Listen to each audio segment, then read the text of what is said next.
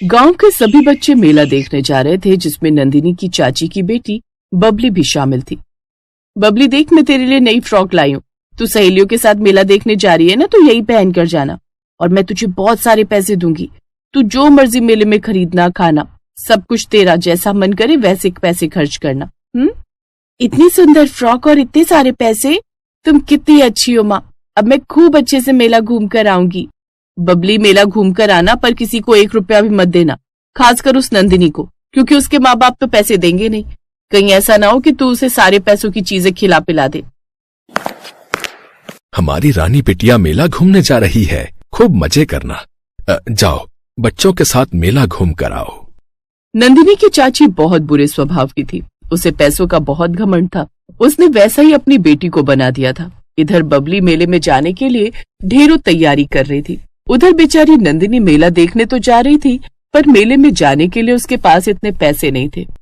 नंदिनी बिटिया, तेरे बापू ने ये 20 रुपए दिए हैं, मेले में खुद से कुछ खाना, समझ गई? कहीं ऐसा ना हो कि तू कुछ खाए ना और हमारी चिंता में रहे। हम घर पर कुछ खा लेंगे, लेकिन तू भूखी मत रहना। सबके साथ मिलकर मेले में अच्छे से घूमना और ज्यादा देर मत करना, समय से घर आ जाना। ठीक है माँ, आप दोनों भी अपना ख्याल रखना। नंदिनी और बबली दोनों अपने अपने घर से सहेलियों के साथ मेला देखने के लिए निकलती हैं।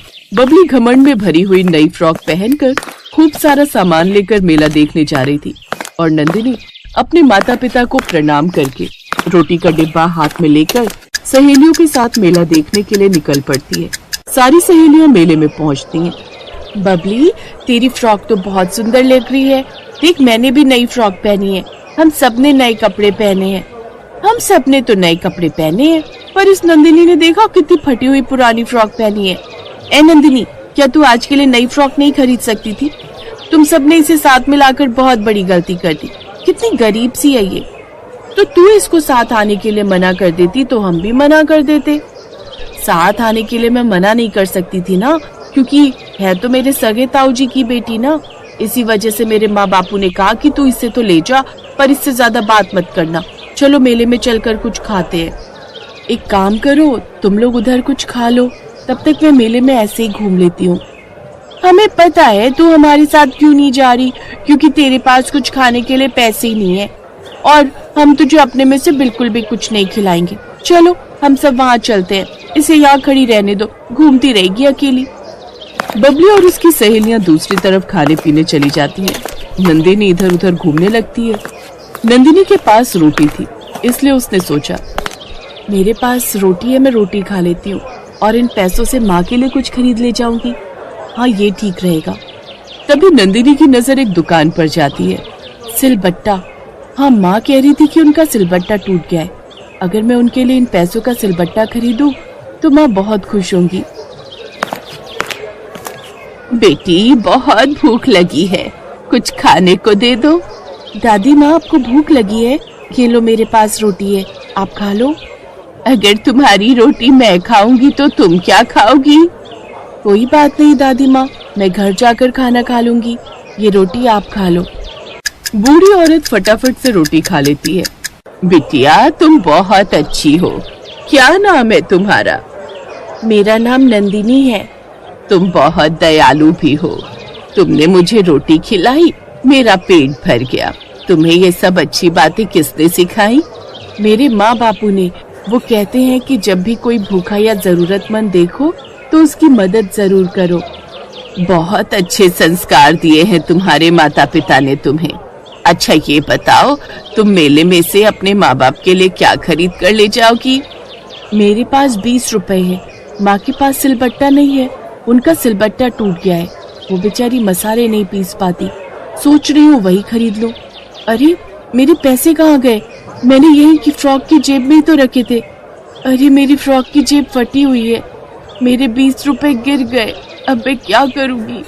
मैंने तो सोचा था मैं माँ के लिए सिलबट्टा खरीद कर ले जाऊंगी। नंदिनी रोने लगी। तभी वो बूढ़ी औरत एक परी के रूप में आ जाती है। अपने सामने सुनहरे पंखों वाली परी को देखकर नंदिनी हैरान रह जाती है। परी के हाथ में एक जादुई सिलबट्टा था। नंदिनी, मेरा नाम सुनहरी परी है। मैं ऐसे ही लोगों की परीक्षा लेती हूँ और जो मन के दयालु और ईमानदार होते हैं उनकी मैं हमेशा मदद करती हूँ। जैसे तुम सबकी मदद करती हो नंदिनी। ये जादुई सिलबट्टा है, इस पर कोई भी मसाला रखकर पीसा जा सकता है। कोई भी सब्जी या मसाले इस पर रखते से ही पिस जाया करेंगे। सच परी दीदी, ये तो बहुत अच्छा हो जाएगा। अब मेरी माँ को मेहनत नहीं करनी पड़ेगी, वो बेचारी बहुत थक जाती थी। आपका बहुत बहुत धन्यवाद परी दीदी। नंदिनी को जादुई सिलबट्टा देकर परी गायब हो जाती है। कुछ देर बाद बबली अपनी सहेलियों के साथ मेले में घूमकर खा पी कर लौट आती है। ये देखो, इस पागल को पूरे मेले में ये सिलबट्टा ही दिखाई दिया। हमने तो खूब मजे किए, ये तो बेकारी मेले में आई थी। चलो अब घर चलते हैं, बहुत देर हो गई है। घर आकर नंदिनी अपने माँ बापू को परी का दिया हुआ जादुई सिलबट्टा दिखाती है। नंदिनी की माँ जैसे सिलबट्टे पर साबुत मसाले रखती है, जादुई सिलबट्टा अपने आप उन मसालों को पीसने लगता है। ये देखकर नंदिनी और उसके माँ बापू हैरान रह जाते हैं। मालती, ये जादुई सिलबट्टा तो बहुत काम की चीज है। हम तो इससे अपना व्यापार भी शुरू कर सकते हैं। अगर हम इस पर मसाले पीसकर बाजार में बेचें तो हमारी बहुत कमाई होगी। सूखे मसाले, गीले मसाले, जैसे मर्जी मसाले हम इस जादुई सिलबट्टे पर पीसकर बेच सकते हैं। आप सही कह रहे हो, ये विचार तो बहुत अच्छा है। इससे हमें अच्छी कमाई भी होगी। अब हमें पैसों की तंगी भी नहीं रहेगी। ये सब नंदिनी की वजह से हुआ है। नंदिनी, तूने तो हमारी किस्मत ही बदल दी बिटिया रानी। अपने माता पिता को खुश देखकर नंदिनी भी बहुत खुश होती है। नंदिनी की वजह से उसके माता पिता की गरीबी दूर हो गई और वो पैसे वाले हो गए, लेकिन उन्होंने गरीबों की मदद करना नहीं छोड़ा। बबली, नंदिनी की वजह से आज तेरे ताऊ ताई ने नया घर खरीद लिया। कितने पैसे वाले हो गए। एक तू है जो खाली मेले में घूमने चली गई। तेरी नजर नहीं पड़ी थी उस बूढ़ी औरत पर जो परी बन गई। अब बस भी करो बबली की माँ, इसमें हमारी बबली की क्या गलती है। जैसे संस्कार हम देंगे हमारे बच्चे वैसे ही तो बनेंगे। मुझे तो सीख मिल गई कि बच्चों को अच्छे संस्कार दो। आज नंदनी को मालती भाभी और रमेश भैया ने अच्छे संस्कार दिए और देखो आज उनकी किस्मत बदल गई और वो हमसे भी ज्यादा पैसे वाले हो गए। अब हमें भी बदल जाना चाहिए। बदले की भावना का त्याग कर दो। चलो भैया भाभी को बधाई देने चलते हैं। उन्होंने नई हवेली खरीदी है और हमें मुहूर्त पर बुलाया है। बबली के माता पिता ने बिल्कुल सही सोचा। हम बच्चों को जैसे संस्कार देते हैं बच्चे वैसे ही बनते हैं। अच्छाई की वजह से आज नंदिनी और उसके माता पिता के पास सारी खुशियां थी।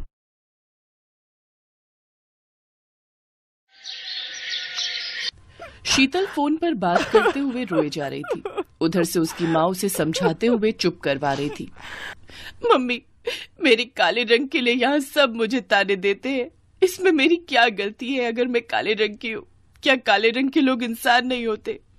अब तो बहुत मन खराब होता है मम्मी। मुझे आपकी बहुत याद आ रही है। मैं बहुत परेशान हूँ।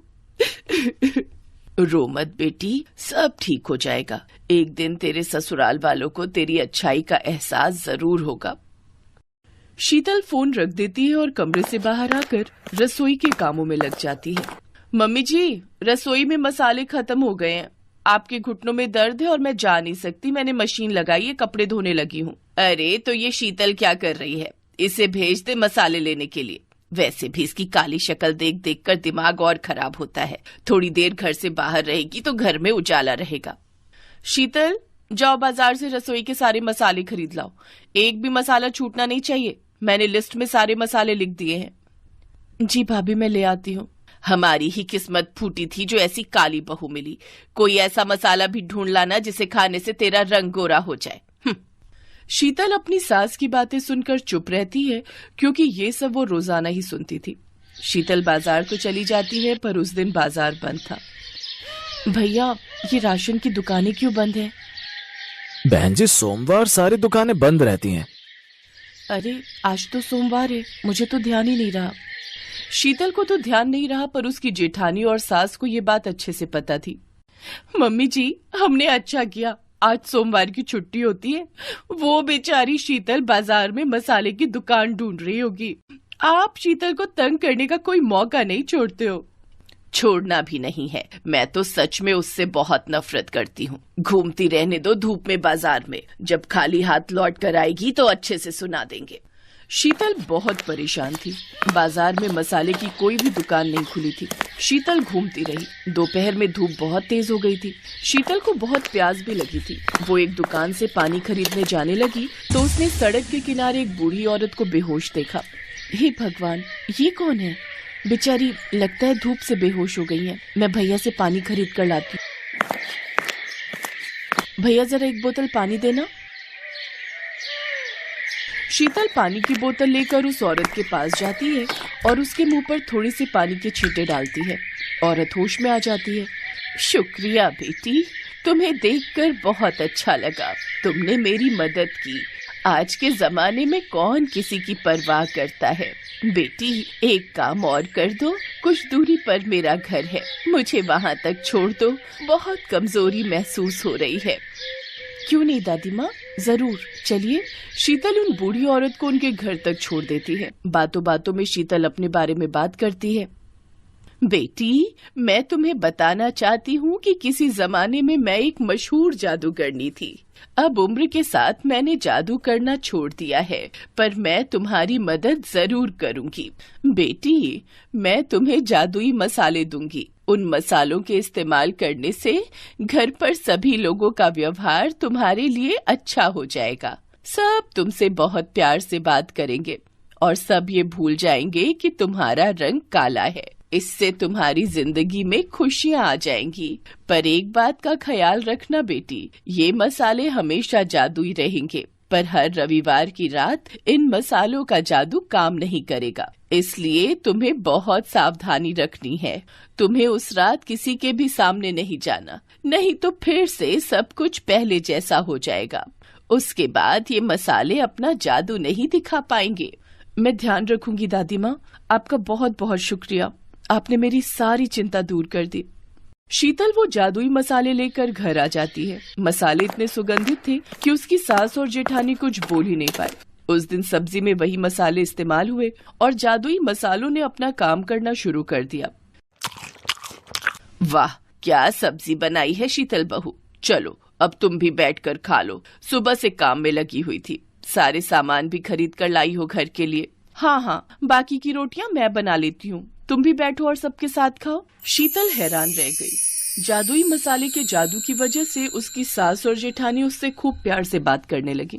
3-4 दिन तक ऐसे ही रहा, पर जब संडे आया तो शीतल को चिंता हो गई। आज तो संडे है, आज रात मुझे बहुत ध्यान देना है। ऐसा ना हो कि किसी को पता चल जाए। मैं कमरे में ही रहूंगी। शीतल, मैं और बड़े भैया रात को शादी में जा रहे हैं। हम सुबह तक लौटेंगे तो माँ का ख्याल रखना।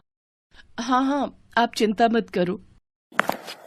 चलो अच्छा है, आज रात ये और भैया शादी में जा रहे हैं। मैं चुप करके सो जाऊंगी, किसी को पता नहीं चलेगा और कल सब कुछ फिर से ठीक हो जाएगा। शीतल को तसल्ली थी कि रवि और उसके जेठ दोनों शादी में चले गए हैं। शीतल ने सोचा वो अपने कमरे की कुंडी लगाकर सो जाएगी ताकि रविवार की रात आराम से निकल जाए। पर अचानक शीतल की सास अपने कमरे में से आवाज लगाने लगी। कविता बहू, जल्दी आओ, मेरी सांस घुट रही है। सास की आवाज शीतल ने भी सुन ली थी। वो भी जेठानी के साथ अपनी सास के कमरे में जाती है। सास की तबीयत बहुत ज्यादा खराब हो चुकी थी। शीतल को याद ही नहीं रहा कि मसालों का असर खत्म हो चुका है। मम्मी जी, चिंता मत करो, हम आपको अभी डॉक्टर के पास ले चलते हैं।